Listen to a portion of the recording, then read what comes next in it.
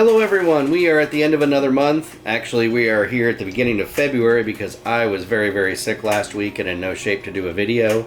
But our stats for the end of December 2024 are now available. So this is our January housing market update. This is for Winter Haven, Florida. In December 2024, we had 97 closed sales in Winter Haven compared to 72 a year ago. That's an increase of 34.7%. So we definitely saw the market picking up in Winter Haven as we did in Polk County overall, which is good news for the housing market. Cash sales as a percentage of closed sales, 27.8% of all sales were cash sales compared to 25% a year ago, an increase of 11.2%. Median sales price in Winter Haven, $295,000. That's compared to $299,950 a year ago, a decrease of 1.7%.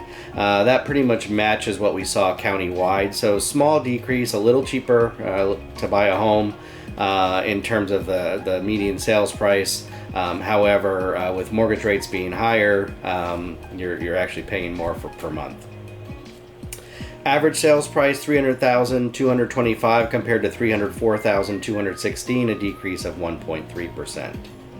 Median percent of original list price, sellers are receiving 96.1% of original list price. That's compared to 96.8% a year ago, a decrease of 0.7%. Median time to contract, so how long is it taking to get a contract on a home? 48 days, that's compared to 39 days a year ago. An increase of 23.1%. Interestingly enough, homes are selling a little faster in Winter Haven than they are countywide. Median time to sale, 91 days compared to 81 days a year ago. That's an increase of 12.3%. New pending sales, 80 compared to 52 a year ago. That's an increase of 53.8%. New listings, 92 new listings compared to 77 a year ago, an increase of 19.5%. Pending inventory, 86 compared to 81 a year ago, an increase of 6.2%.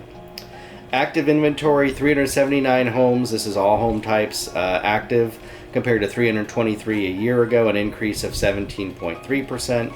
And then our month supply of inventory is 4.4 month supply of inventory compared to 4.3 month supply of inventory a year ago, an increase of 2.3%. Really not a significant change there. Still technically a seller's market, but we are getting closer to a buyer's market at which would be over 6 months of inventory. Tune in and we'll talk a little bit about what this all means and what you can look forward to.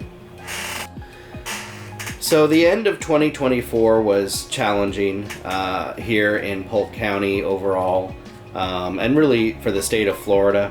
As you recall, October started with back-to-back hurricanes hitting the area and impacting the area, which meant a slow market for October. You know, when you're busy cleaning up and filing insurance claims and dealing with FEMA, you're probably not looking at homes. November saw us waiting on presidential election results. People always wait during those times, even though that there's actually little to no impact on the real estate market, no matter who's elected, but people wait. And then you get into Thanksgiving and Christmas and New Year's and all the holidays, and not a lot of home shopping typically happens during that time either. The one group of shoppers that we do have here in this time of year is sometimes you're 55 and up. They're down here for a limited amount of time during the winter months, and some of them decide it's time to find a place to stay that they can call their own rather than maybe renting a place for a few months.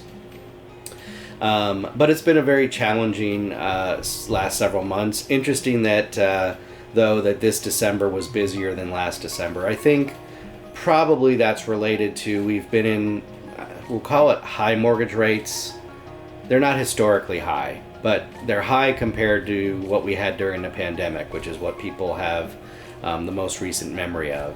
And so I think what's happening is people are getting accustomed to rates around in the 6s and maybe even 7s. And so some of them have decided that it's not worth waiting for mortgage rates to go down, only to potentially see prices go up.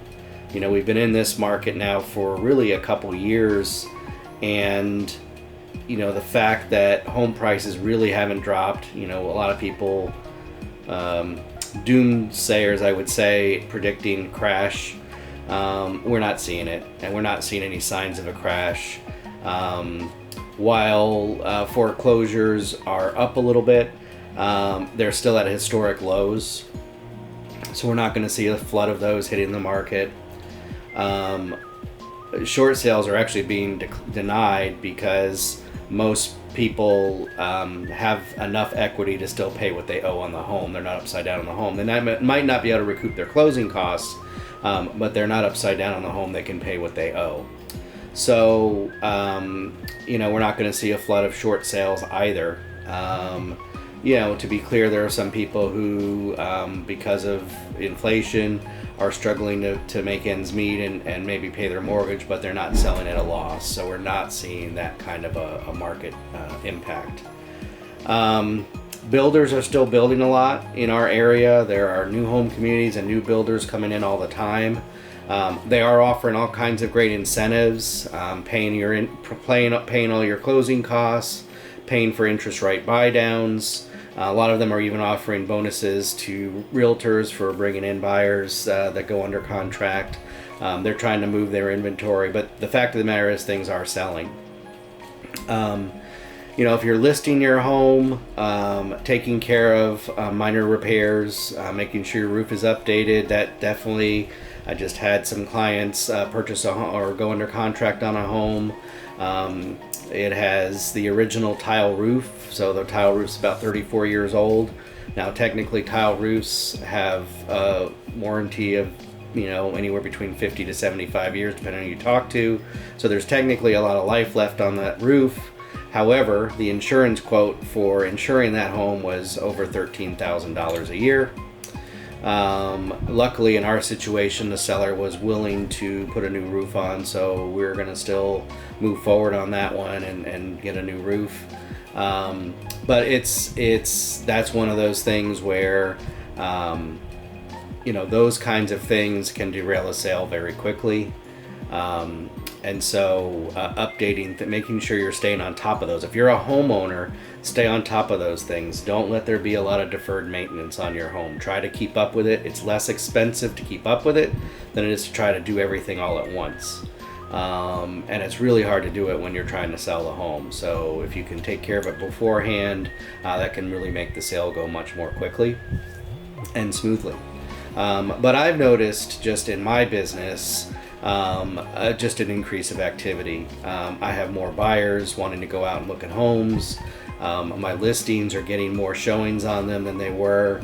And so I do see and just feel in real time the housing market picking up. When are mortgage rates going to go down? We're probably not thinking until end of spring, maybe summer. We might start to see the mortgage rates decline some then. I think it remains to be seen what the tariffs and how that might impact inflation, and that could change everything. So I think a lot of people are playing the wait and see approach. The problem with waiting for mortgage rates to drop, though, is that when mortgage rates drop, home prices typically increase. So you're going to end up paying more for the home. Why? Why would that happen? Because when mortgage rates decrease, more buyers enter the market. So there's more competition for the same number of homes. And when there's more competition for the same number of homes, that drives prices up. And so if you don't want to be in a situation where you're having to overpay for a home, where you have to waive inspections, waive appraisal, and things like that, then really now is a good time to go ahead and get into the real estate market. If you can afford it, you're better off buying and waiting than waiting to buy. And so at least when you own that home, you're going to be earning equity. And then if the rates come down enough, you can always refinance. You can't change the price you paid on the home. If you pay $350,000 for a home today, and you finance it at, say, 7%, and then the mortgage rate goes down to 5.5%, you can refinance. And with our in-house lender, there's no cost for the refinance either. If you purchase that same home for $375,000 instead of $350,000, but you're paying 6%, you pay $25,000 more for the house. And so over time, that's actually going to cost you more money, assuming that you do refinance. So it's just something to think about if you're out there in the market. If you are considering new home construction, it's important to have a realtor with you. The sales agents are great, but they work for the builder. They don't represent you.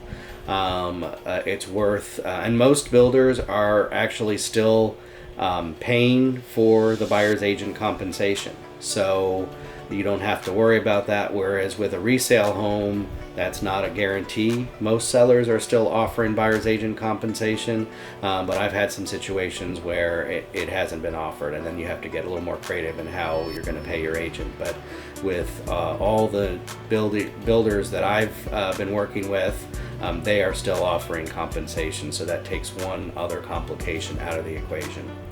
As always, if you are looking to buy or sell in Central Florida, or you know someone who is, I hope you'll give me a call. I'd love to help.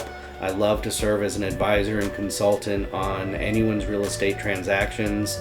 We can talk about your situation and decide whether buying or selling right now is the right time for you. For some it is, and for some it might not be. And I'm okay saying either.